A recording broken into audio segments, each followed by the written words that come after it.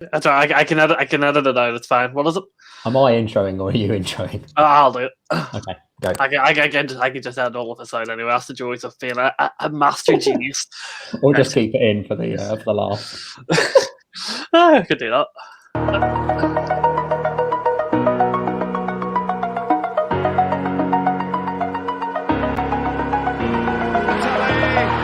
Over the edge, I feel like I'm floating through the air. The pain I felt is paid for, all is said and done. Oh, I am restricted, fixed upon the web. I need to kick the habit that my mind is breathing in. Break out, I've got to see. Spent all my life holding all of it closely. I played it innocent, a feel of discontent. I'm finally facing it all, fearless.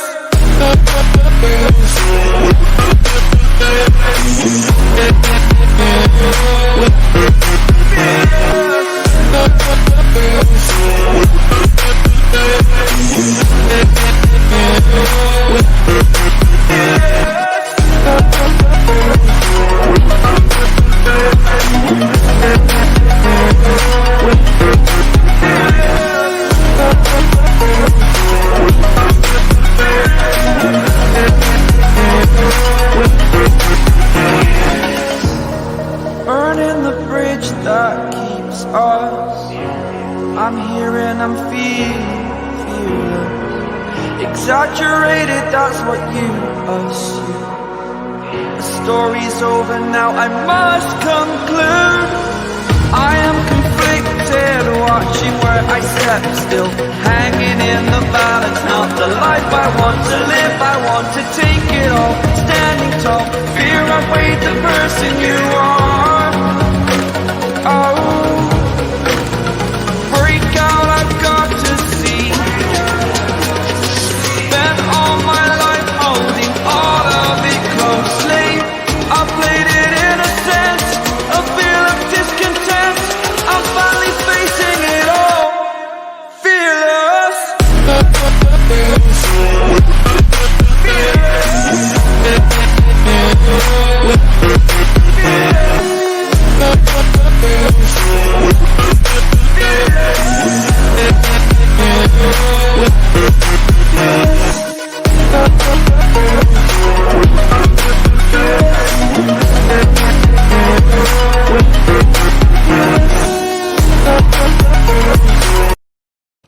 Hello, ladies and gentlemen, and welcome back to the Golden Show here on the Blue Podcast YouTube channel.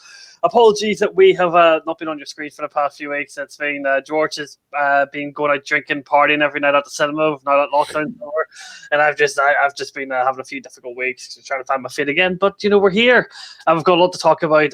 We've got an hour and about 15 minutes here to kind of fly through everything, so it's going to be an action-packed show. We've had a good time. Obviously, I've got my man, my brother in crime, George Kyle, he's not really from anywhere, he just kind of appears on these podcasts and talks away. But more about how he hates all he got a social after that Europa League game. So, George, how you doing?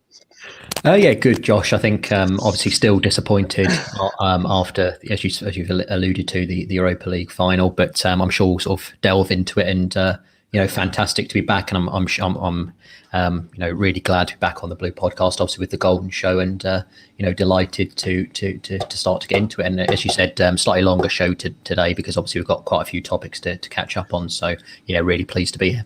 Yes. Let's get straight into it. And on that note, so we'll start off with Europa League, which obviously took place today is Saturday, so it took place 3 days ago last week. Yes. On Wednesday night. Obviously, I went to a penalty shootout, and it was some penalty. Anyway, start off with the Manchester United lineup. I think it was the lineup everyone wanted to see. Pogba was in the midfield. There was no McFred. Greenwood and Rashford right wide. Were you happy with the lineup, or was there anything that you felt Solskjaer got wrong, like Tanseabi should have started over Bailly, for example? I actually thought I was actually quite. I thought the lineup was good. I mean, ultimately, we'll sort of get into it and stuff in terms of, but Manchester United have got to be beating a Villarreal side that finished 7th in La Liga. Eighth was it in the end? Okay. Yeah, because Real Madrid bet them on the last game. Yeah. So yeah, it was absolutely disgusting. And to be honest with you, no matter what the lineup was, even if we started the kids, we should be beating Villarreal. That is the sort of disparity in terms of quality, but they didn't turn up. But in terms of specifically the lineup, I actually did have some reservations about it because I thought that it was a bit sudden and abrupt for Ole Gunnar Solskjaer to play Pogba in the two. And what I mean by that is you obviously have a formula that, albeit we've been playing terrible football all season, but you've got a formula and obviously everyone knows their role in it when McTominay and Fred are playing, screening the back four. And then he decides to sort of, rotate or change that in a big game, in the biggest game of the season, ultimately the final, when there's a chance of winning some silverware. And as I said, I did have some reservations, and I did speak up about that, sort of in messages and so forth to different people, to say that I did feel like it was, obviously Fred had his injuries, because of which didn't turn out to be as bad as we thought, because obviously he came on at 100 minutes. So he clearly was fit enough to take part in some respect.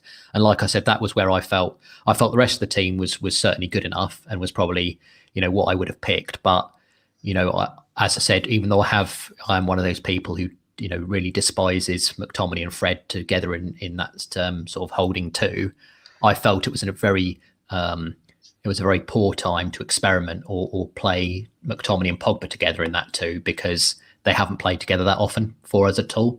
So you always have that issue of when they haven't done so, that they don't know each other's game, and you lose fluency and fluidity. But ultimately the game went as it went. But like I said, that was the only concern. Just to bring it back to your initial question, that was the main concern I had with the team. I maybe would have played Henderson instead of De Gea as well, but that's because I do have a preference for Henderson. But ultimately, like I said, whomever was playing, I would have been happy with it, because we should have been beating Villarreal anyway. It's not a top, actually it's a bit disrespectful actually. Well done to Villarreal, that's what I want to say, because they did deserve the win. But ultimately, in terms of like overall price of players and overall quality, we should be beating Villarreal. We should have had that home and hosed. No, you make a good point. Because obviously, I think it shows the lack of the big issue of that midfield for Manchester United. Because if you play McFred and McTominay there, it's awful. It's just criminally bad in a footballing sense. It's an anti-football midfield. It's a Brexit ball, as people say. And then, as you said, playing Pogba there, maybe the sudden change of playing Pogba there, changing the midfield, maybe kind of disrupted.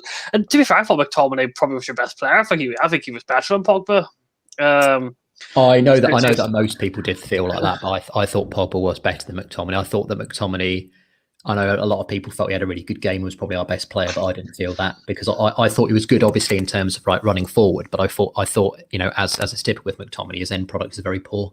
So he's all sort of huff and puff and energy and stuff like that. But in terms of end product, there was non-existent. And of course, we really did struggle to break down Villarreal and their low block. So yeah, as I said, McTominay had a good game, but he had all the space to run into, and like I said, the end product wasn't there. Whereas Pogba, I thought, at least was trying things. I mean, we did have some sort of incision, because obviously Paul Pogba's got such an amazing passing range. But I mean, in terms of the sort of my main issue with our play was the fact that Bruno Fernandes, as I'm sure because I know you watch a lot of Man United matches yourself, Bruno Fernandes tends to play as almost like an auxiliary striker in terms of position. So sometimes I think when they sort of show the average heat maps, he'll be sort of the furthest man forward often. Mm-hmm.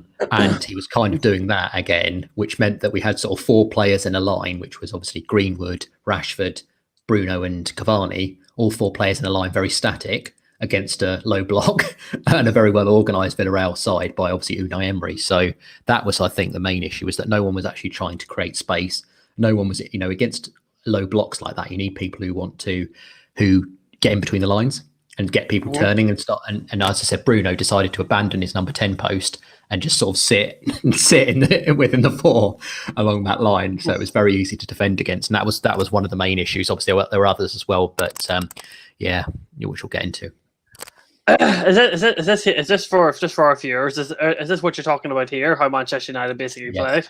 Yeah. So you obviously because of Bruno.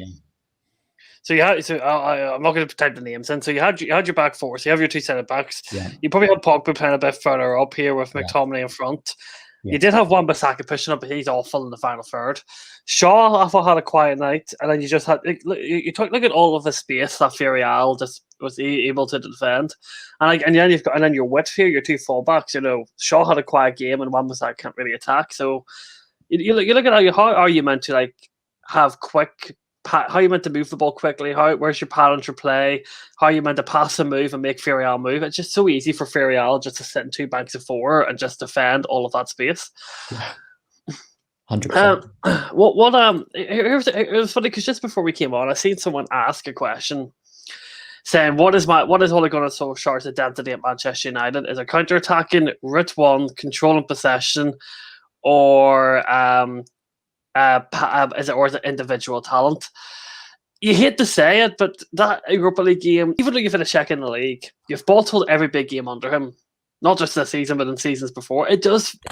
I hate to say it, okay, because I'll get hated for saying this, but it does feel like, especially in that Europa League game, it kind of was like Bruno Fernandes didn't have any impact. There was clearly no style of play. The tactics were all but wrong. It does feel like individual talent. Maybe because you only win 1 or 2-0. It took Edison Cavani being in the right place at the right time for you guys to even score a goal. You barely created any chances. I don't think you had a shot on target, but the goal of him, or maybe you had one shot on target. You had very little. I think it was 2 in the entire 120. Yeah. So it shows that maybe does he rely too much on Rashford and Greenwoods and Fernandez to make something happen? So, I mean, I was always going to get onto this, and I could sort of bore on for quite a while about Marcus Rashford's performance. Again, despicable what people did in terms of sort of bringing race into it, because I don't know if you probably would have seen that as well. Mm-hmm. But Rashford had an absolutely diabolical game, really, really bad. Again, I don't really need to sort of labour the point there because I think everyone sort of knew that. And like I said, the reaction afterwards was unacceptable. But yeah, I think for me, the main issue was Ole Gunnar Solskjaer not recognising that. And, Rashford stayed on for that entire match, all 120 minutes, when he really was, utterly abysmal, like really diabolical. And I think that was a very, very key issue, was the fact that we did get the ball to the wide players, obviously. And against a low block, like I said, there's probably two sort of, well, there's more than two. It's sort of like 3 or 4 different ways that you can sort of try and score against a low block, and one of them obviously is getting it wide and getting crosses in so that the defense is turned. And we did try and get it to Rashford particularly, but of course none of his tricks were coming off. He lost the ball umpteen times, created nothing, and when you've got someone like that who's not creating anything, it was pointless having him there. And that was one of our avenues cut off, was the fact that obviously Rashford had such a bad game. He is of course carrying injuries probably as well, because Ole Gunnar Solskjaer never rotates and likes to trust players far too much. I've actually made a list of 12 different. I've only got to 12. I've got to 12 so far, but 12 reasons why I'm Ollie out. But I haven't sort of like finished the list yet. But yeah, in fact, I'll just quickly. I'm gonna be very quick. So. This actually applies to this will sort of summate what all these different things that you've talked about in terms of like bottling big games and semi-finals, as well as other sort of issues. So one of them is terrible in-game management, which I is sort of typified by lack of substitutions, lack of formation and tactical alterations, and Ollie sitting there not speaking and doing nothing. I think that was absolutely abundant in that Villarreal game. Like I said, he didn't take off Rashford. He didn't make a sub, in fact. Even though he could see the game was going nowhere, he didn't make a sub until the 100th minute, which was Fred for Greenwood. And then, of course, he used up 2 other subs for penalties, because he was sort of playing for penalties at that point with Mata and Telles coming on, who, of course, as I said, they all took brilliant penalties, but we should have been trying to win that in 90 and then definitely winning in extra time, not for a lottery in penalties against Villarreal.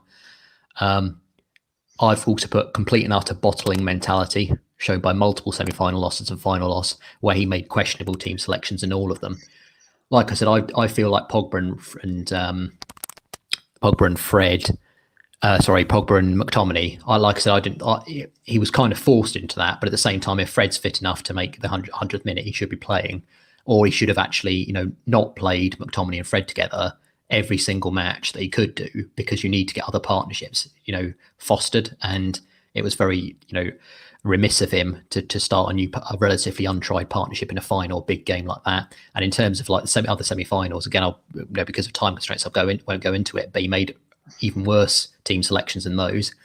Third of all, total and utter misconduct regarding squad rotation, which has seen players playing through injuries and getting further ones, while Ollie fails to use any of his wider squad, many of whom will be better than the ones he uses. So for that example, you've got sort of Tuan Sabi and Bailly, who should have been really used instead of Lindelof, because it gives us more balance in that centre-back partnership. Van der Beek, rather, in the pivot, and Matic, who were very good against Wolves. They should have been used a lot more than they have been used this season. And Ahmed, obviously, who's looked quality every time you've seen him, and who gets next to no minutes because he always picks Dan James. Fourth, I've got the fact that he continues to play the same players who aren't good enough. In that respect, we've talked about McTominay and Fred. He just continues to play them, and he's sort of using them as an excuse to sort of protect the back four. But actually, we've shipped a lot of goals. So many goals, in fact, in different games, even playing them. So that was number 4. 5, I've got the fact that we've shipped the highest amount percentage of set piece goals of any team in the Premier League. So I've said, obviously, Ollie doesn't get involved apparently in the coaching, but has not overseen things by telling these coaches to get it right or they're gone. So that's another thing. We've got the highest percentage of any Premier League team of goals conceded from set pieces. And again, of course, and bringing it back to the final we've just talked about, how do they score? From a free kick. Terrible marking, absolute disgrace. And it's happened all season to both free kicks and corners. Number 6, I've got the fact that Ollie is everyone's mate. And I'll put that's where you see a drop in standards, because Sir Alex was no one's mate. As Roy Keane correctly said, and it's my opinion as well, that Sir Alex's greatest asset was his ruthlessness. You can't be ruthless when you're trying to miss a nice goal all the time, like Ollie, and the players take the piss, fearing no censure. 7, I've got not just the lack of activity in certain games, but actual negligence in respect of when he does make decisions. That's across the entire season. So it's things such as not bringing off Fred when he was on a yellow card and he got sent off against PSG in the Champions League group stages when we got eliminated. After that, and only bringing on players too late and taking the wrong players off. 8, I've got extremely one-dimensional tactics, which you've spoken about as well, in terms of like Ole Gunnar Solskjaer sit back and counter in most games and can't break down a low block. This resulted in many draws against terrible sides, which derailed our title ambitions. Number 9, it's the inability of the players to pass and move other than the one player he never uses, which is Donny van der Beek, which, of course, you see a lot of. And we're going to go into the Champions League final very shortly, aren't we? We saw a lot of that with Man City and Chelsea. Brilliant passing, possession football, pass and move, and really good football. So I've put here the single most important aspect of football is control the ball, pass and move, which, like I said, was exemplified in the Man City versus Chelsea match, but not nowhere near that in the United Villarreal match in all season. Number 10, he hasn't used the youth at all, apart from when he had no choice due to fixture congestion. Not a single youth player has made it to the first team regularly this season that wasn't their last one. 11, hasn't won a trophy in 2.5 years when Mourinho and Van Gaal won them with far inferior squads. And number 12, has a real lack of balls himself and courage in every aspect of management. This includes being a Glazer puppet and lying and making excuses in every interview and press conference. So that's my 12. That's my 12 reasons thus far for Ollie. The thing is, they're valid reasons. There's maybe a couple of people will argue about, but I don't think you can argue that whatsoever.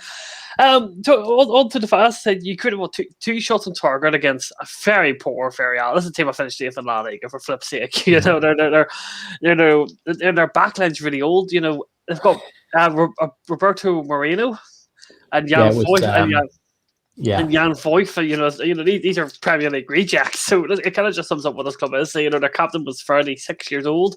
No one's ever heard of him. Pau Torres might be going to Manchester United.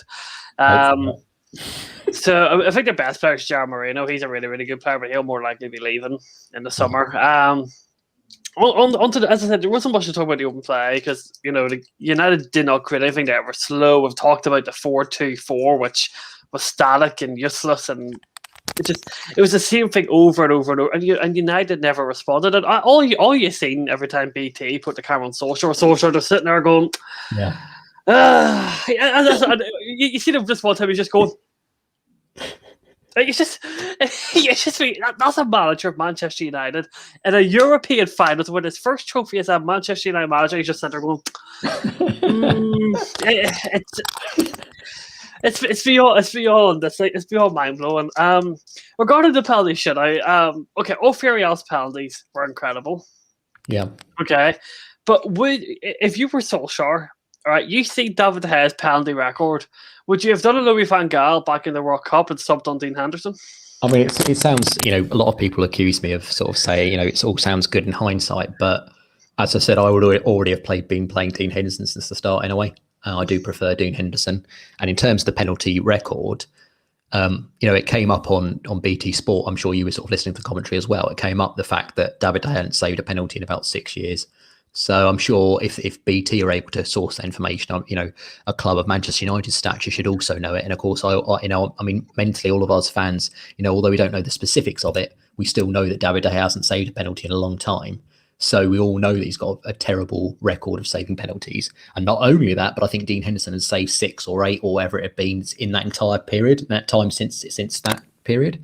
So really poor again from Ollie. I mean, it sounds, I'm being quite, I'm just very annoyed about it, as you can probably tell. In fact, actually talking about it has brought all the feelings back up again. But yeah, I would definitely have put Dean Henderson on for the penalties because of his penalty record and because of David De Gea's record as well. And of course, when he stepped up to take his penalty kick as well, he looked so nervous. Yeah, but nervous. Not only that, but obviously, as you all know as well, watching United matches.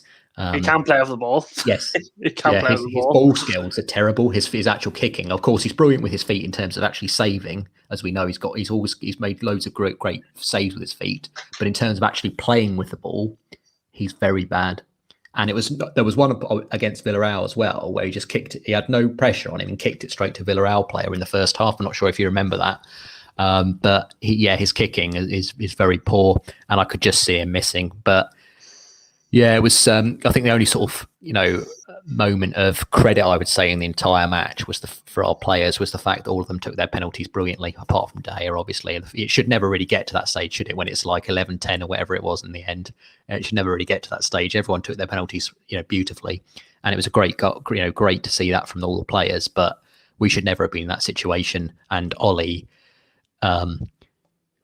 I think a lot of Man United fans generally, there's a lot more that's swayed to Ollie out now. It's starting to become, instead of me sort of being there in the minority, a lot, it's really, the pendulum has really swung towards Ollie out. So I can just imagine the Ollie, I go, hello, Ollie, I can just imagine that. But for three more points on Europa League final very quickly. First of all, Solskjaer subs. The timing and the subs were incredibly bad. Like the fact it takes you that long, you've got 5 subs. A decent enough bench to use 5 subs. You bring Fred on, and you leave Donny van de Beek on the bench. After he had a good game against Wolves, he proved he can play in the pivot, and you leave him on the bench, and the subs and the time on, keep on Rashford on. Like, he was asking to lose this game with those subs, wasn't he? In many ways, though, as well, the other thing which he'd done by playing so many attacking players was he'd also meant that we had no subs on the bench that could really change things in an attacking sense. And, of course, you're going to say, obviously, Donny van de Beek could change in an attacking sense, but he's not like an out-and-out forward. Do you see what I mean? So we obviously he played Greenwood, Rashford, Cavani, Bruno and stuff, and so we didn't have very many options on the subs bench. But it was for me, it was more, like I said, the subs for me are a really big point, and you are right. But we should be beating Villarreal no matter what. Players didn't turn up, but for me, it's not only it's obviously the players he brought on, but it very much is the timing. The timing is the key thing. The fact that he waited until 100 minutes to make his first sub when Emery had already made his allocated 5, whatever it was, in the normal time, like a proper manager would do. So yeah, I mean, I'll get very angry again, but that's my take on that. Right, second thing, what about Solskjaer dedicating his? Sir Alex Ferguson did this in his latter years. But there's 2 things. 1, he's no Sir Alex Ferguson, by any stretch of the means. And 2, his coaching staff is Mike Phelan, who's basically ancient, the guy who lives in the dark ages, McKenna, who came from the academy, and Fletcher, who literally just walked in the door not long before that final. So Solskjaer, an inexperienced coach, is asking an ancient and inexperienced coaches to coach the team. yes, you got second, but if you look at the whole season, the whole general aspect of since Ole Gunnar Solskjaer been manager, it clearly hasn't worked. There's clearly big issues in the attacking and defensive side of things. He's continuing to do it. He's not going to get any coaches in. It makes you think that if he keeps doing it, it's only going to lead him to getting sacked, isn't it? Well, not really, unfortunately, in my view. And what I mean by that is, so just to come back on a few things. So apparently Phelan, I can't remember which news outlet it was that spoke about this, but apparently Phelan doesn't actually take any coaching. He's more of sort of an auxiliary manager with Ollie, so he doesn't actually do any of the coaching. So then you're sort of left with, and obviously with Phelan, of course, he was with Sir Alex. So you think there's some sort of pedigree there that should be utilised. Although, as you say, he's obviously older, and it was many years now. It's many years now since he was with Sir Alex. But obviously, you've spoken about all the terrible lack of coaches, and obviously Darren Fletcher, really nice guy, obviously, and was a great player for United. But as you said, he came in the door and within like 4 months, I think it was. For 4 months, he was, I think, the manager for the under-16s or under-17s or whatever it was, or coach for the under-16s, 17s, and then within 4 months he was already promoted to the first team. So it just shows for me this sort of real sort of jobs for the boys attitude within United. There's no specialists, there's no professionals. It's all these people that everyone knows each other. It's disgusting, because that's not how you run a football club, as we've seen from as you see from other clubs. And United are a bit of a joke in that respect. But in terms of the sort of sack point, just very quickly, if Ollie continues to get top 4, the board won't sack him. It's always been with all the managers since Sir Alex. If you've got top 4, until you can no longer mathematically get top 4, you will stay in your job. We've seen that with Van Gaal. He obviously was sacked in the aftermath of the FA Cup when he won the FA Cup. Because he didn't get top 4, as we know, because we finished on the same points, I think it was, as Man City that year. But obviously goal difference we lost out on in that year. In what year was that? 2015, 2016, that was. And of course, Mourinho, with how badly that unravelled, and it seemed like we couldn't get top 4. And obviously Ollie went on his mad run that season. We thought we were going to get top 4, but then really tailed off. But with it, as I said, as long as Ollie gets top 4, he won't get sacked. And not only that, just as the final point, there is rumours that he has been given a new contract for another 3 years. So, yeah. Off the back of a Europa League final loss, that's a bit... Right, final point on Solskjaer then. Because there's not much to talk about. The game kind of explains itself. Normal time, awful, penalties, or something else. So there's not much else to talk about, and George is going to cover what he thought about it. What would it take for Ole Gunnar Solskjaer for you to kind of believe in him next season? I've spoken to Luke Carson, who I've had on the show a few times. He says he needs 2 trophies. Reese says it has to be 2 trophies, has to be a Champions League, yes, has to be an FA Cup, a Champions League run, and has to be fighting for the league throughout the whole of the Premier League season. Are you higher than that? Are you the same? Are you lower? Or do you think that it's just too much? Because if you look at the fact that we were in the Europa League final, you should never have been in the Europa League in the first place, because you absolutely bottled your group, like massively bottled that group. So is it too big for him? Or, what would your standard, what's your expectations for Solskjaer going into his 3rd season? I'll be quite happy to concur with both of them and say 2 trophies. I know Ollie won't do it, so I know, but like I said, it's kind of moot, really, what I think, or what we feel as fans, because, like I said, if he gets top 4, he's going to stay no matter what. Even if we were trophyless for the next 3, 4, 5 years, he will still be in the job, unless, like I said, unless you had lots of fans, and I mean the very vast majority, really being quite vociferous and vocal about the fact they wanted rid of him. But ultimately, as we know, Ole Gunnar Solskjaer is a United, whether you term him great or legend, I think of him as a legend because of what happened in '99. But like I said, there's different things on it. But everyone knows what a great player he was for United. I think we're all sort of connected in that way, in that opinion. But a lot of people can't separate that emotion, that sort of like of Ollie, for the fact that he's not a good enough manager, and that's what I have been able to do. Kind of sort of heartlessly, and many people would think, but United comes first for me, not any one player, no matter how much you like him. But I'll stick with 2 trophies like they have, in full knowing that he won't do that. but hopeful that he can. But like I said, the main thing is he's been here for 2.5 years now, and is there anybody in any job who after 2.5 years is this bad and then turns out to be that good? And obviously you'll say Sir Alex, but that's that's the only sort of example that you'll have and he's one in it. That it's very much a false. Very much false to compare him to Sir Alex, because that's a one-off, that's unique, that's probably the best manager that there's ever been, and we're comparing him to Ole Gunnar Solskjaer. So yeah, it's no chance, but let's say 2 trophies. Okay, well, that's a lot for Solskjaer. That's the pressure he's put on himself, hasn't it, when he's 4 semi-finals he's lost and a final. So, it is coming to him. Anyway, on to the champion. Oh, yeah, this is where I get to smile.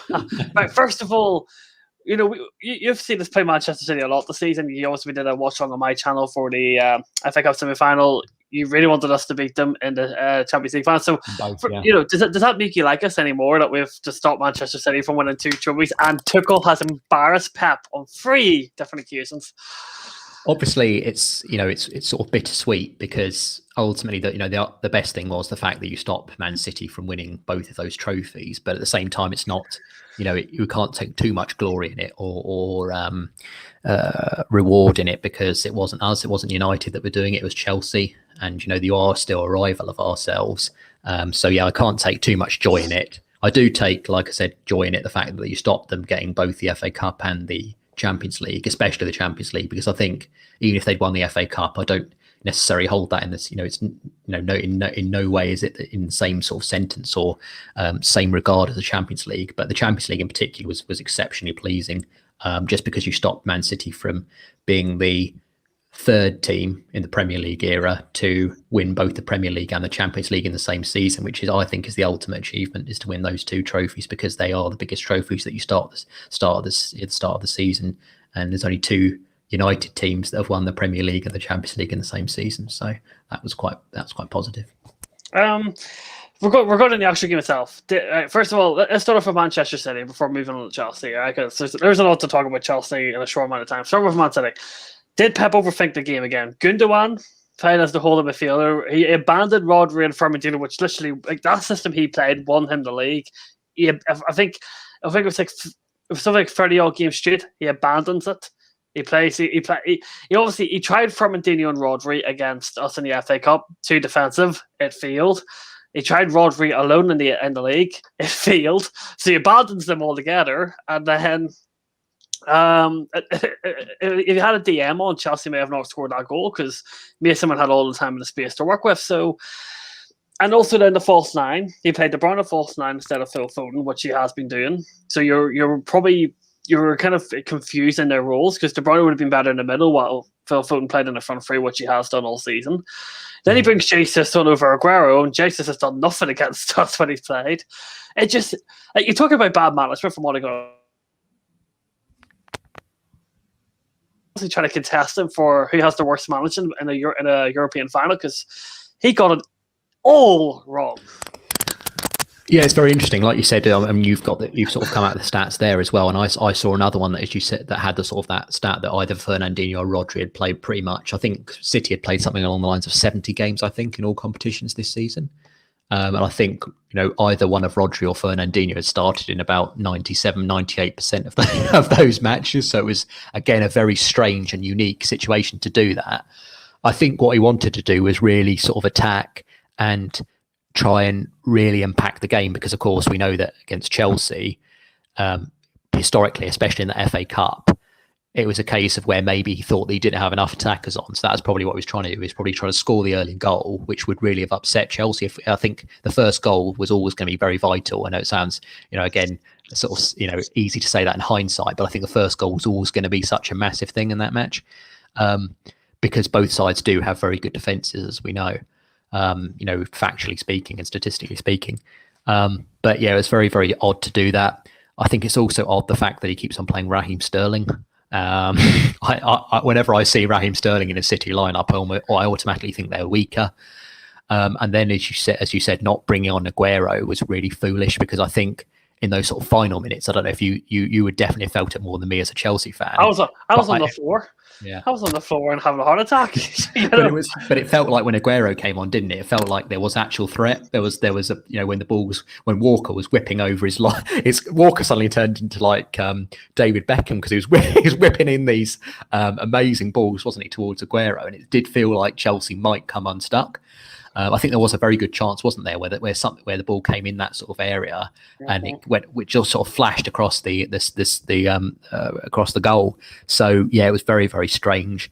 I thought Pep almost seemed shell shocked because, of course, he does have an amazing final record, doesn't he? I think he's only lost to Mourinho, I think, in 2011, obviously in Spain, and he's lost obviously Tuchel now as well. And I think he's played loads and loads of finals, and he's only lost twice. So it's very rare for him to lose a final. But he did seem to make some bizarre decisions. But ultimately, I think you sometimes find, as I've sort of said previously, you sometimes find that there are certain teams that other teams just know how to play against. And I think Chelsea very much have, and obviously Tuchel as well, particularly, have Pep and Man City's number at the moment, and so it proved again.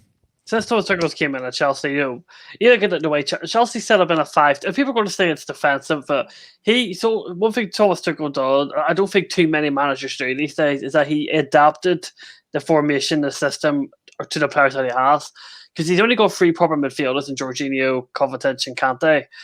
And you can't really play a Liverpool. You can't really play a Liverpool Manchester City passing game with that midfield. It just isn't technical enough. So he adapted, and he has good centre back. He has 5 really good centre backs at the club, or 6 if he kind of has Azpilicueta. So he adapted the system. He knew that he had good wing backs. Yes, the attack's an issue.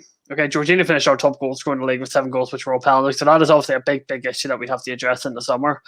But on that point, he knew that it had to be defense first, and it's not like we got the ball, we kicked it up the field. We actually played City off the park when we got the ball. We played some really, really good football, especially in that first half. So since Tuchel's came in, it's the 5-2-3 or the 3-4-2-1, whatever way you want to look at it.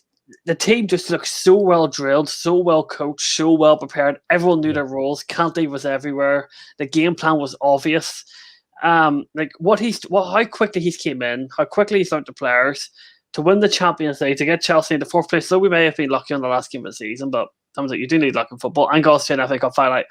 That is just remarkable what he did with the pressure that he had on him, and to win a European trophy, to write himself into history, a 2nd Champions League of Chelsea's history. That it's just mind blowing to think how he did that.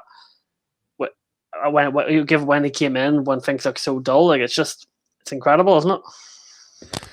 100%, yeah, you are right. Obviously, he very much catered his tactics and his personnel. His tactics and his formations to his personnel that he had. I think I think for me, it just felt like, and I've seen quite a few of Tuchel's sort of training sessions. I've seen snippets or clips of them, and it just feels like when he's sort of in charge of this, everyone respects him. He's very much in the same sort of mold as he's a phenomenal coach, really. And overall manager, and everyone seems to respect him and value him, and everyone knows, as you said, their role. Everyone knows their duty, their responsibility, and all the players play for him. And yeah, it's truly remarkable how well Chelsea have done since he's come in, and how well organised they are. The defence has been superb. I think, obviously Mendy, we've sort of spoken about before. I'm not quite sure how good an actual goalkeeper in terms of saving he is, because Chelsea don't even allow a shot against him. So I don't think he had a save to make against City. I don't think so. Yeah, because what happened? I think did not make a save on the. I know that was who was it that made the? Was it not? Obviously, when Sterling had the opportunity though in the first half. It was. I think it was Rudiger. Rudiger came in and we're back. It was Phil Foden went on in, and Rudiger came right along and slid and literally, and that would have been a goal, I think, from that range. So Rudiger, and then Azpilicueta too, when the ball was squared in. I think Sterling, Jesus was free in the box, and Azpilicueta came in and slid and that was how aware the Chelsea players were. It was the defense was just literally ready for everything. It was remarkable. It was the opposite to Lindelof. Yeah, well, Rudiger's put on his obviously I think it's to do with some sort of injury, isn't it? His mask, but he's sort of become He's become the real Batman as soon as he's when he's absolutely he was saving absolutely everything. Rudiger, he was absolutely a phenomenal, a peerless performance in the centre defence, and even when sort of Thiago Silva went off sadly with that injury, even I think it was Christensen, wasn't it? Not that came on. Yeah, and he was brilliant as well. So that's when you can tell is even when the players change because of injuries or because of substitutions, everyone still knows their role, and that's when you know they're incredibly well drilled, and that's when you start to win things. So yeah, full credit to Tuchel and full credit to Chelsea for obviously winning the biggest prize in club football. Final thing then on the Champions League. What were you most surprised about when it came to the way Chelsea played and the way they set up? What were you most impressed with? Was it how good the shape was? Was it how good we counter-attack? What were you most... when you looked at that, what were you like, wow, this is impressive? Well, the thing I was most impressed about was a certain player, but then again, I wasn't shocked about him either because I've been a fan of his for over 5 years now. Was N'Golo Kante.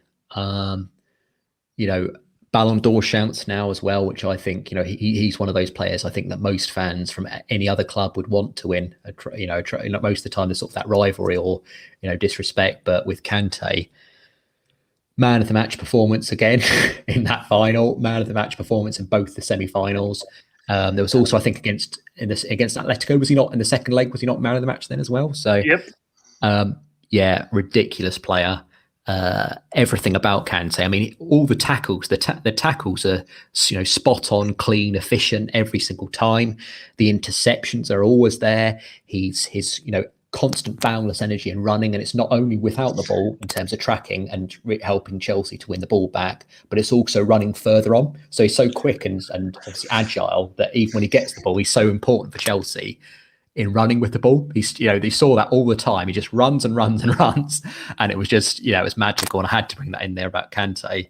That for me was the most impressive thing, without a doubt. I thought Mount. I know I have been quite reticent to compliment Mount, but I thought his ball for that for the goal by Havertz, I thought that ball was exceptional. I know obviously you said that a DM, a CDM, maybe it may have cut it out, maybe they would have done, but it was still a phenomenal weight of pass and direction of ball. It was just like the perfect ball to Havertz, and obviously Havertz tried to muck it up, but the ball was splendid from Mount as well. So I'm looking forward to seeing him in the Euros now. I'm start slightly more complimentary of him, so I thought he was good. And then the defence in particular, I thought all of them were absolute heroes again. Particularly, like I said, I've already mentioned him, Rudiger. Rudiger was just absolutely everywhere. And was outrageous, but all of them were full credit to Chelsea. And I thought, I think as a team, I've mentioned a few standout individuals in my opinion in that final, but I think you won as a team, and that was the most impressive thing overall was how well drilled and professional I think the team was, and they knew what their objectives were and they fulfilled them, and won the Champions League. Chelsea need a striker. All right, Lukaku's confirmed he's signed to Milan, which is dodgy. There is talks that I take a grain of salt, but there is talk we may pay 150 million for Haaland. Sorry, I don't. Listen, I'm not going to talk about it yet. It's too early to talk about it. But if Chelsea get a proper number 9 in, Havertz and Werner, we're getting a pre-season here with Tuchel. They show promising signs for it. If Werner just stays on side and learns how to finish, the chances that he's onside.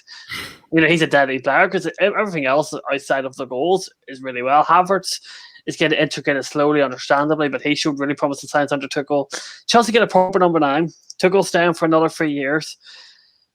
I'm not going to say Chelsea will win the league. I still think that's a bit far-fetched. I think there's still a few areas that we need. But could you see Chelsea being in the top 3 and at least being semi-close to Manchester City or Liverpool next season? I think I'm hoping to, the one thing I am hoping that definitely doesn't happen is you get Haaland, because obviously I want him for United next season when the price is cheaper, and I hope you don't go for him. But if there's obviously Chelsea are one of those few teams that could afford that quite easily, as we know, obviously with the ownership. So I am hoping that was why I was hoping that Lukaku was going to join you, because Obviously, I did, with all due respect, obviously, I won't go too hard in on Lukaku because he did brilliantly, obviously, for Inter. I think it was the MVP or whatever the award was for Serie A. But I would much have preferred you to get Lukaku because there are a few things, I mean, obviously, about Lukaku anyway. There are a few things that really, I think, would have hampered Chelsea. I don't think he'd have still been successful in terms of scoring a lot of goals for you. But I think there are certain issues in his game, but I won't go too deep into them. But yeah, if you get a striker, I think he'll be a real force. I also think that it will lift a load off Werner. I think Werner this season, obviously, I've sort of, gone in on him a bit, but I think that the pressure of needing to be that main goal scorer has really weighed heavy on him. I think it's all in his mentality.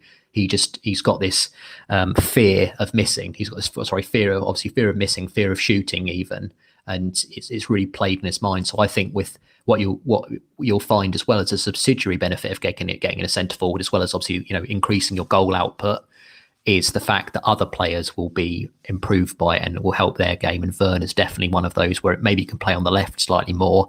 And he'll see maybe sort of rack up more goals when the pressure's off. So yeah, it'll be very beneficial for you to get a centre forward. And my final hope is that you don't get Erling Haaland because obviously he's sort of a generational talent, isn't he? And it can only get better. He's a crazy striker. I'll still big in the Champions League final cover. Obviously, I'm still partying. Obviously, this time. Obviously, it wasn't this time last week, and I was shaking, nervous, and then it's an to remember. It was an incredible thing. Like no one thought we were going to win the Champions League, especially when Lampard was obviously here. Even when Tuchel came, when Lampard was here, yeah, definitely. Even when Tuchel came at the start, you're thinking this is a bit of a push for this squad, but it literally was the definition of getting the best out of your squad and knowing it's compatible. It makes you think if he gets some of the players he wants, how good could that Chelsea team be if that's how good they were when he's adapting to them more than the team adapting to him. So I think there were two things as well that we were quite lucky in, which was the fact that you were in that side of the draw.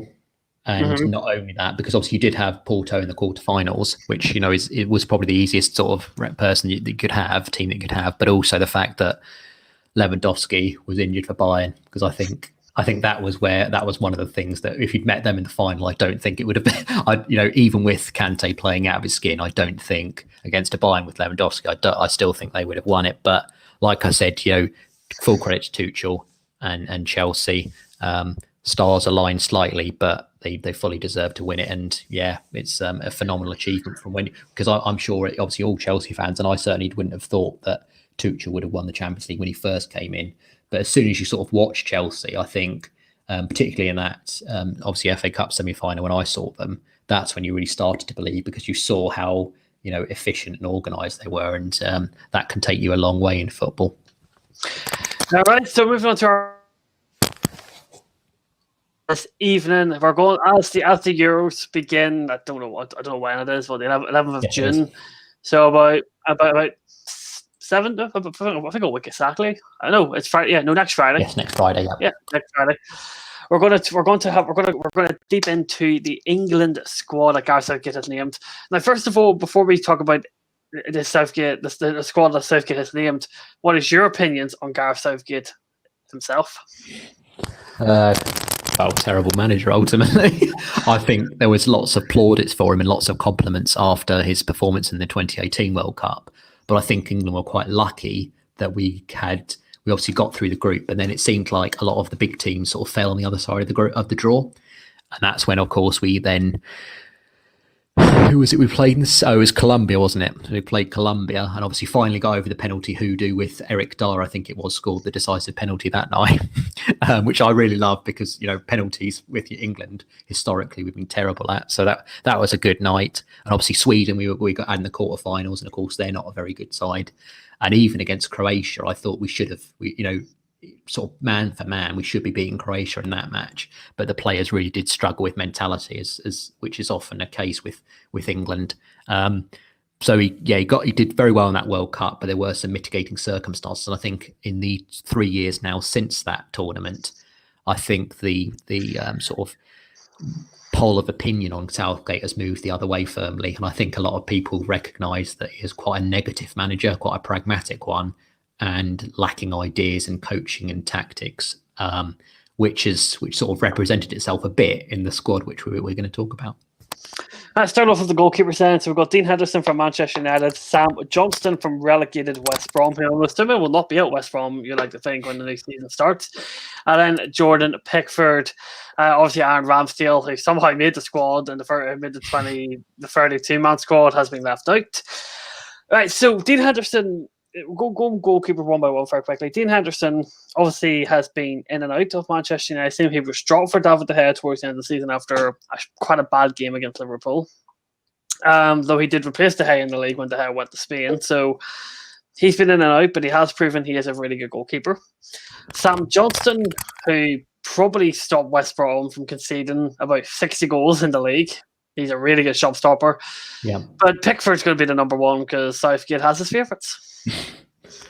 That sort of summed it up perfectly, really. I think, Henderson's I think he's a very good keeper. I think he does, he would get more chances, and I think he'll sort of grow into the role with United. But Pickford is Pickford, and is ultimately Gareth's favourite.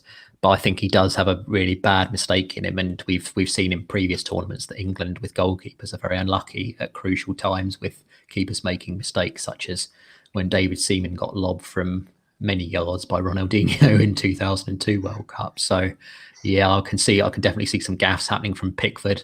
Who can forget, of course, against Liverpool when Origi, wasn't it, that scored on that, when he obviously when it was going over the bar and Pickford decided to flap it back in. That really sticks in the craw as well, because obviously Liverpool won the league that year. But so for me, it would be Dean Henderson, as you know. But it will be Pickford because of his distribution, which again I don't think is actually that strong. When I look at people like Mendy or obviously Edison, the gold standard, I don't think Pickford's that strong in that respect. But unfortunately, it will be Pickford, that's playing. And he even made a really dodgy mistake against Austria, wasn't it, towards the end when he came up for the ball and completely and utterly scuffed it. And it was thanks to the guy who didn't even make the squad, Ben White, who cleared it off the line. It was only a friendly, but just showing he's a very rash goalkeeper, if you get me. He's very control. So on to the defenders now. Trent Alexander-Arnold isn't with the squad. Obviously, he's got a quad problem. Controversially, right? It was obviously a lot about should Trent be in the England squad or not.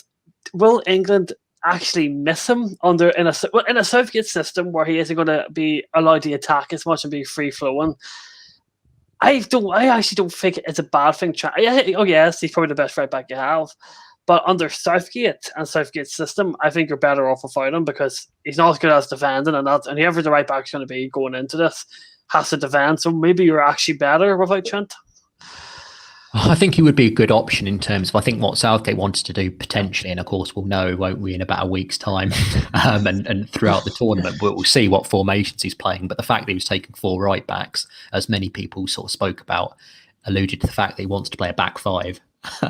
Or at least 3, and then some sort of a bit like a sort of really poor version of what Thomas Tuchel's playing, but also with the wing back sort of pinned back as well. So I think he maybe wants to play Trent as a right wing back, and I think it will be a loss because obviously his deliveries are very special.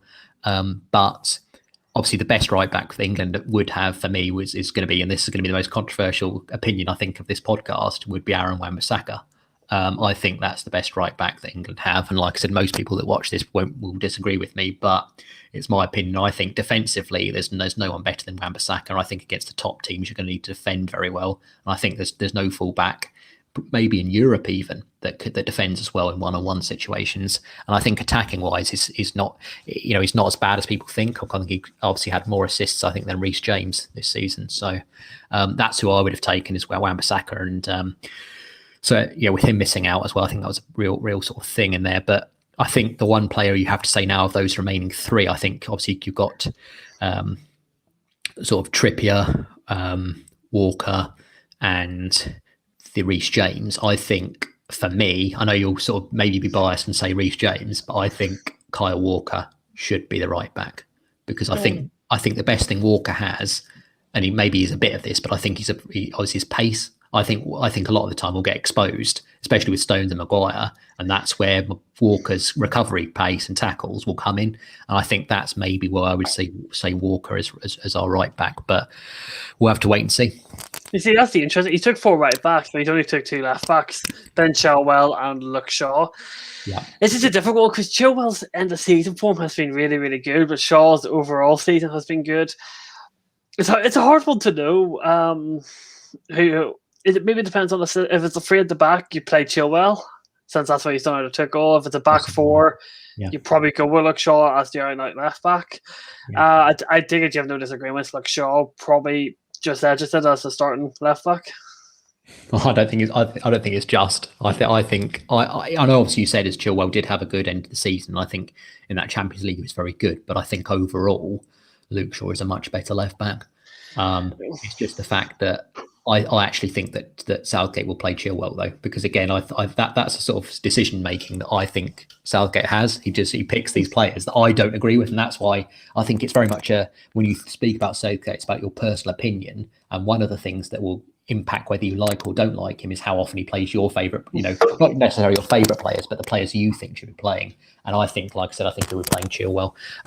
But maybe in a back 5, especially he'll play him at that sort of left back, which is probably what we're going to go with. So he'll probably play. I think what will happen is he'll play Ben Chilwell at left back, so left wing back, I should say. He'll play Reece James at right wing back, and then he'll play as the 3. He'll play Walker, Stones, and Maguire. But it will be Walker, Stones, and someone else if Maguire isn't fit enough. So that'll probably be Mings, maybe either Mings or Cody, but probably Mings. On to the defenders. I disagree with Conor Cody being there. I don't think he deserves to be there after this. He's had a shocking season, and if you're playing a back 4, he cannot play in a back 4 as he's proven Wolves this season. So I don't think he's good. Harry Maguire, how fit will he be come the start of the Euros? That's obviously we'll see if he plays in the friendly tomorrow. Mings, there's a lot of controversy about Mings. People do think he should be in there, if he should not be. I'm gonna reserve my comment for the England fans. Stones, fair enough. I have to say, you look at your centre back options. If you're missing Maguire, you've got a big hole. It makes you think no Maguire, and your defence is looking very, very suspect. Because you look at those other centre backs, Cody, back 4, no. Mings, very rash, can have bad games. And Stones, toward the end of the season, went back to the Stones that got him dropped in the first place. So the centre back options for England, not particularly great. Yeah, there's lots of centre backs, isn't there? There's a couple of centre backs that people have sort of talked about. Obviously, it's Tomori, isn't it? I think of that was AC Milan, and also Konza, Aston Villa. Obviously, I think there's a couple of them that people wanted to play instead of the players that he's picked. But let's just pray and hope that Maguire's available, because, as you said, the sort of deputies or stand-ins are not of the requisite standard. The one thing that will mitigate that is if he does play the back 5, in which case, like I said, you're utilising Walker, because if a player makes a mistake, Walker's going to be on the cover. So that's what he'll probably try and do to sort things. He might even go with the back 5, even if Maguire's fit, and he probably will in those sort of knockout rounds. So that's my take on that. Oh, Bellingham. No, this is a good inclusion. I think this guy, for the age of him, is some bloody player. I really like him. Like, obviously, when he played City in both games, like especially at the Etihad, a goal rolled out completely unfairly, as we all know. This kid's special, and it's weird to say this, but at a young age, and we'll get into the other midfielders in a minute, but I don't feel like he's going to be a starter because he's obviously so young, but you do feel like he'll be he should be one of those players. If you need a goal, and especially with 5 subs at the Euros, which everyone should be aware of, and the bigger bench, you'd think Bellingham would play a key part of the bench this year for England. I think so, and I hope so. Obviously, you've spoken about the Man City games, where I think I really sort of watched him closely, and he was phenomenal in both those games. So it shows that it doesn't matter the stage, because that was obviously a very big stage, probably Dortmund's biggest games of the season, those quarterfinals, and he was the standout player for Dortmund. He was phenomenal. So I'm hoping that Bellingham does get a good, significant role in these Euros, because I also think that it's important that we do have someone like that, who I think is who is good in both aspects of the game. So I think defensively and offensively, I think he's very good, and I think he offers you something different. And of course, it's a brilliant experience from him at such a young age, 17 years old still, to get this tournament experience, and I hope he does have a good role. But with Southgate, I'm not sort of counting my bets, I should say, on Bellingham's involvement. So the most Jordan Henderson.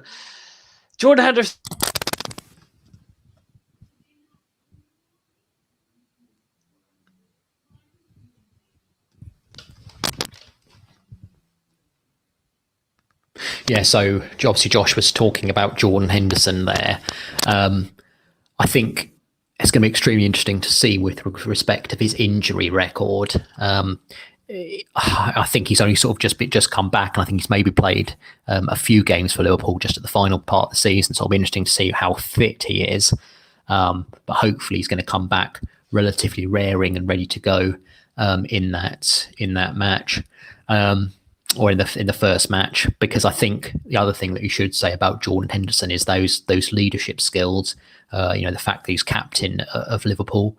I think in a lot of matches and a lot of sort of sessions I've seen, especially in this COVID world or environment, I've seen a lot of times where I've heard Jordan Henderson on the actual pitch. I think he's extremely vocal. I think Harry Kane also, in an interview with, I think he did with Gary Neville when they were playing golf together, he spoke about what an incredible leader that Jordan Henderson is. So I think it will be extremely interesting to see whether those, and hopefully those leadership skills are going to be very vital, not only also his sort of play style.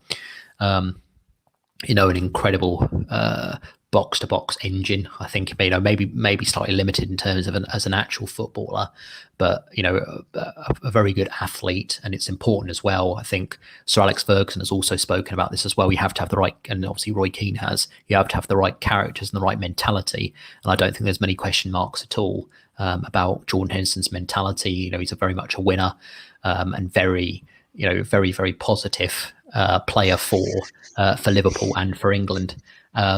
So yeah, that's sort of my summation on Jordan Henderson. I have a clue what happened. I came back into the stream, and apparently you weren't here, and nothing. I honestly, I don't know what happened there. I don't know what you said about Henderson, but what I was going to say about him is, I don't think he should be there. I think James Ward-Prowse or Lingard should be there. That's not what I said. I said I think he's a very important player, because not only because of his play. He hasn't played in 4 months, so. Yes, that's why. So I did add that as the starting caveat. I said, what will his fitness be like? But I think his sort of engine, his athleticism, but not only that, I sort of spoke about his sort of leadership qualities as well. And which, Harry Kane, I sort of alluded to that, the fact that Harry Kane, when he spoke to Gary Neville on the golf course, spoke about Jordan Henderson being one of the leaders in the dressing room. And I think it's very important, as Roy Keane and Sir Alex Ferguson I was mentioning, I think it's very important that with those, as those people have said about mentality and characters in the dressing room, I think Jordan Henderson is one of those and a leader. So I'm hoping he can bring that to bear in the tournament. So that was my sort of summation on Jordan Henderson briefly. So you would have, even if he's not able to play, you would have him in there. 100%, yeah. Okay. Mason Mount, we've already spoken about. So, you said the job domestic about him. Calvin Phillips from Leeds United. I don't think there could be too many complaints, can there? He's had an exceptional year for Leeds, and he is someone at midfield.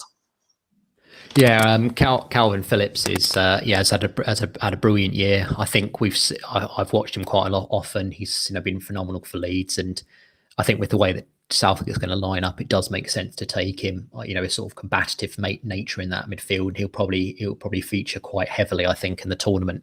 And I have seen his passing is quite good as well. So yeah, Calvin Phillips was definitely coming, and obviously you've also got sort of Declan Rice in there as well, haven't you, to sort of complete the midfielders. And he's been absolutely exceptional as well. The only unfortunate thing with regards to him is his price tag for any would-be suitors in terms of the transfer window. But yeah, he's probably going to feature the most out of all of those midfielders is Declan Rice. So yeah, it's going to be extremely interesting to see what with regards to Declan Rice. Just in a big sort of tournament situation, but I've seen him quite often in these sort of friendlies. I think the friendlies that we've had quite recently, I've seen that Declan Rice is very much preferred by Southgate, very much well suited to the England team, and yeah, I'm optimistic that Rice is going to be very important in the summer. So yeah. It's unfortunate my Wi-Fi. It's literally when we were recording, it goes down the drain. It's the most typical thing ever. And then the last midfielder that we need to speak about is Declan Rice.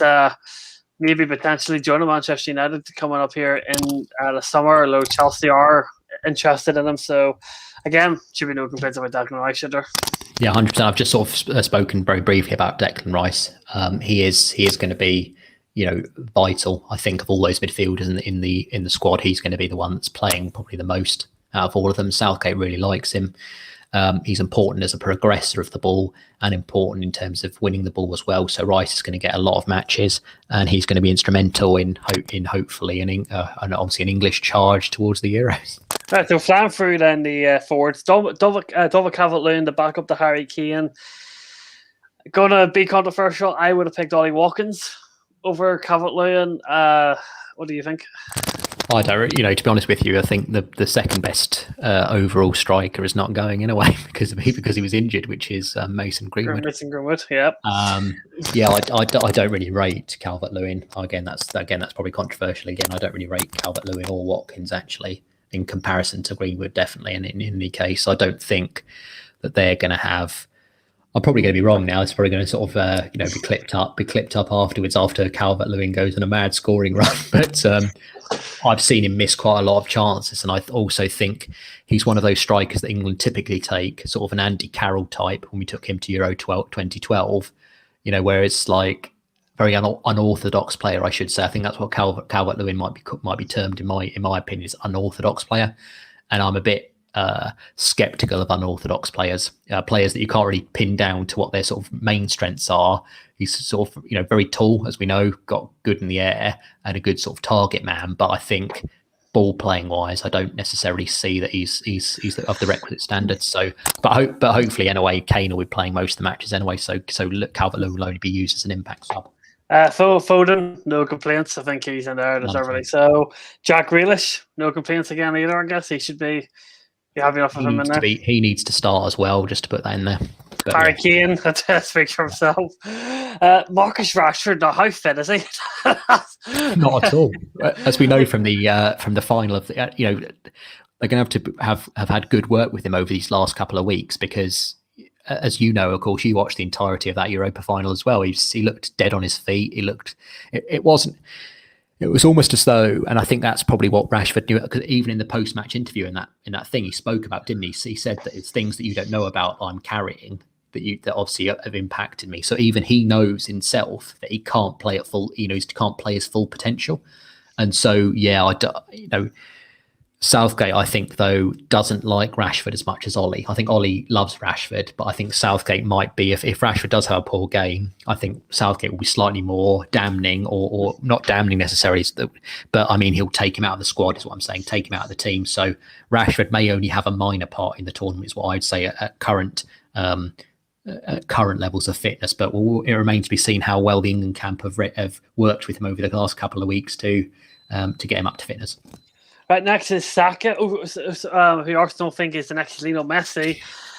He probably only got in the squad because Greenwood didn't. I think that's probably as straightforward way to put it. I wanted him in regardless in a way, because I do think he's a very, obviously, as you said, maybe Arsenal fans rather have gone slightly overboard on him, but I think he is a good talent. And I think it's important to have talented players like that in the squad. So I am pleased that he's got in there. The biggest transfer saga of football history, Jadon Sancho to Man United. It should be done this summer, you'd like to think. If not, then you start really questioning a lot of things in life. But no complaints about Sancho, I guess. No, he should be. Again, he's who I'd have on the right wing. I think my front three would be Sancho, Kane and Grealish. Obviously, that won't be what Southgate goes for, but I do rate Sancho very highly. And yeah, as you said, hopefully the longest transfer saga in football history comes to an end this summer. And then last, a guy who you probably don't want to see him in, Sterling. If he starts over Grealish, there'll be a lot of questions, isn't there? I think he will, though. Ultimately, I think he will. I think Southgate really does like Sterling, but I think in big matches, Sterling does struggle, and I think his end product is, as you saw again, the FA Cup semi-final of the Champions League, he did have big chances in both those matches, and lack of composure and quality cost his, Man City in both those matches. So I wouldn't be using Sterling, but again, as soon as he pulls on the England shirt and he's in the starting lineup, I'm going to support him, and hopefully he has a good Euros, despite my reservations.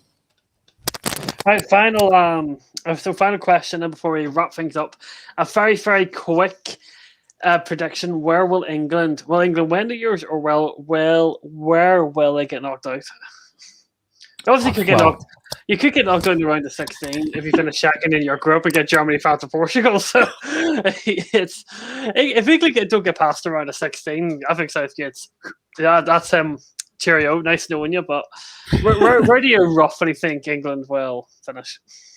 I think round of 16 actually is probably more likely, because I think even if we finish first or second or whatever it might be in that group, because of the way it's done, I think we're going to have to face whoever's in Group F.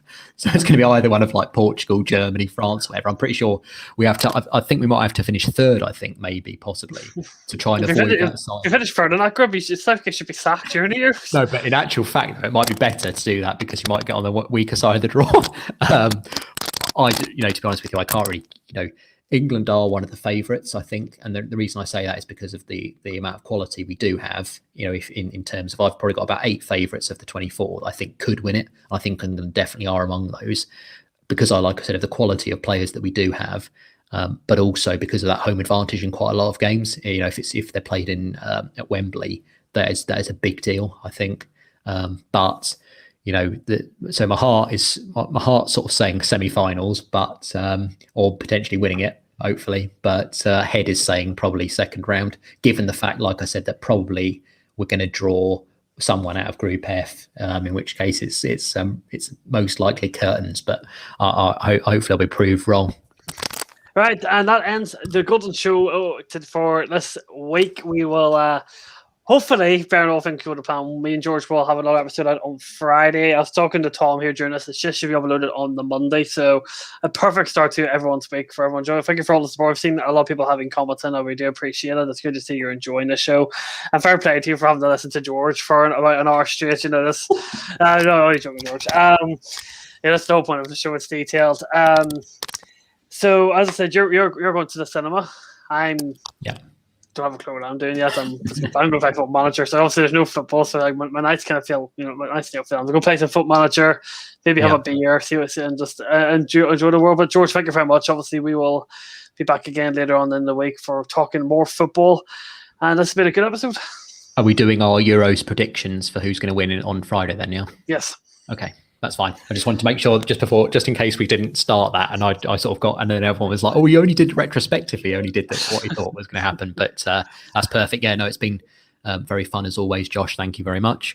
As I said, always good to be on the Blue podcast, and obviously with the Gold Show back. That's always it's been a few weeks for different reasons, obviously busyness of people's lives, but we're hopefully going to make it more regular over the summer, and also bring you, of course. As we know, the Euros are coming up. I am actually very excited. I've put on my wall chart on my wall, and I'm really looking forward to the Euros. So yeah, it's going to be excellent. Do let us know in the comments below if you guys would be interested in us doing watch alongs for the Euros. That was something we can absolutely sort out. Yes. But in the meantime, ladies and gentlemen, I hope you all enjoy the week ahead of you. This is out Monday, so enjoy the week ahead of you. Me and George will be back on Friday, 4 p.m. here on the Blue podcast. And I hope you guys enjoy your evening. See you later. Take care, guys.